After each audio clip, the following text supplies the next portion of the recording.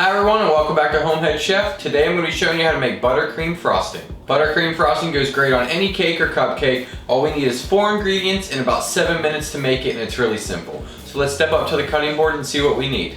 For the buttercream frosting, we're going to need 1 stick or half a cup of softened butter, 1.5 cups of powdered sugar, 1 tablespoon of milk, 1/4 teaspoon of vanilla extract.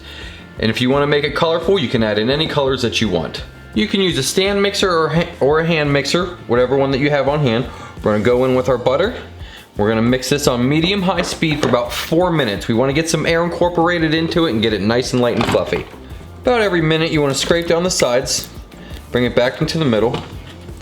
Make sure we're getting every bit whipped up nice and good. And we're gonna go for another minute. Now we're gonna add in our powdered sugar in stages.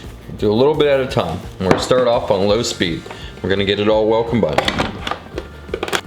Now we're gonna go in with our milk. Make sure you're scraping down the sides. And our vanilla. We're gonna give this a whisk for about another minute. And we'll stop back. And that's simply how to make buttercream. Now let's get a little taste. That's good. I got some cupcakes here. I'm gonna load up a piping bag. I'm gonna decorate these. And we're gonna taste them all together. And I'll see you then.